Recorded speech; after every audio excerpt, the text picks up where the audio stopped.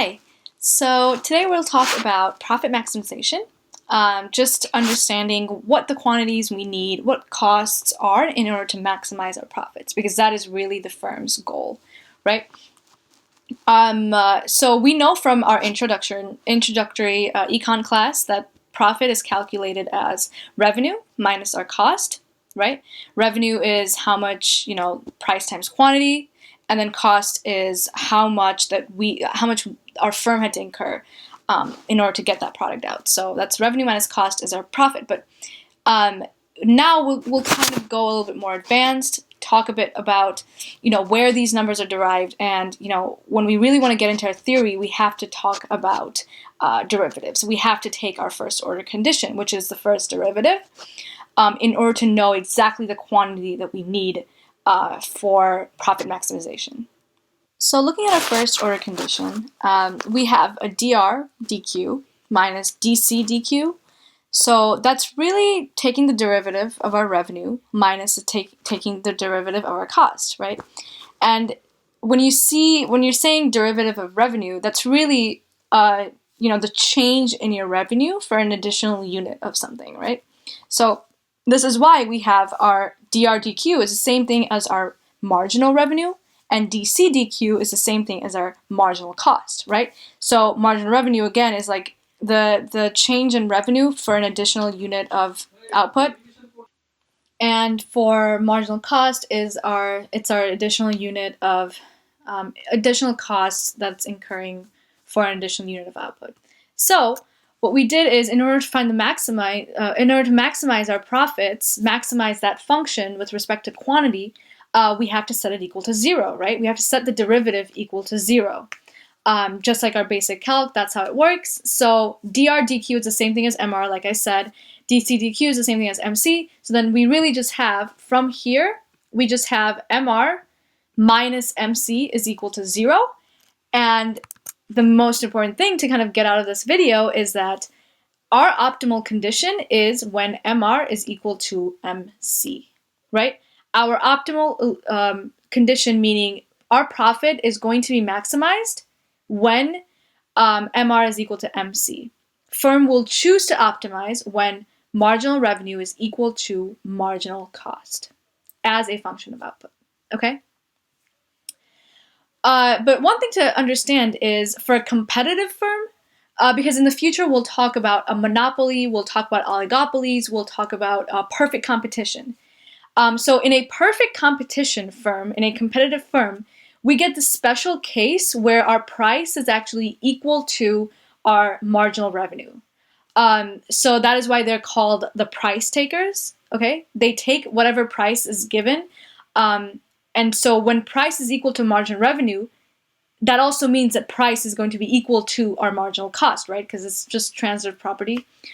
So again, for here, their optimal condition is price is equal to MC, but then again, price is the same thing as MR. So just remember always, MR is equal to MC when you want to maximize your profits, right? That is where firm chooses to optimize. Now you'll be like, wait, you might be asking, like, wait, what does it mean by price taking, right? We can have this example of apples, okay? An apple in Walmart is no different than an apple in Target, right? It's still an apple. Apples are the same throughout, right? That is a perfectly competitive product, right? A taste of an apple, I mean, just disregarding if it's inorganic or organic, apples are the same throughout. So whatever price is at Walmart, it should not be different at Target, right? Because then people are going to only go to Walmart and have those apples at Walmart, right? It'll be the same. That's why whatever the price is, the firm just takes that price and puts it in their tag and says, okay, if it's $5 at Walmart, it'll be $5 at Target, and so on and so forth. That's why they're price takers. So in our world, we separate our costs among different inputs, right? We have one input, we might have 3 inputs, whatever. So in our purposes, we're going to have 1 output and 2 inputs. We have our output as price times quantity, right? So let's say I'm taking 2 apples for the price of 5, or each costing 5, so that'll be 5 times 2, right? Price times quantity, minus our cost, right? But since we've already seen, if you've seen my other videos, we know that our cost is the W times L plus R times K. Please refer to my other videos to understand more about that in depth. So our profit function is really price times quantity minus that cost function, which is minus WL minus RK, right? And if you want to look at it more generally, you can see like, okay, this is the wage of one good, or wage of the first one, right, times the quantity of the second one. Again, the price times quantity, again, it's the same input prices minus the output price minus the input price. But now, right, we have our equation right there. That's to calculate our profit. Now we want to know how to maximize that profit. Remember, whenever we have this maximizing or minimizing, we have to use our derivatives, right? We know that also our quantity is that technology function that we talked about in our previous video. So Q is the function, the technology F with respect to L and K with respect to our capital and our labor. So that is why we have this final thing, right? So if a question ever asks you to write your profit maximization like equation out, this is what you would write, right? This is our first step. So going over to this, okay, so now our goal is to, take the derivative of each and every one of these things, right? But hey, I mean, foreshadowing, this is going to be easy because our K is constant, remember? Just for this problem, for this particular problem, K is constant, so the derivative of a constant is 0, so we can just disregard that, but you'll see that later.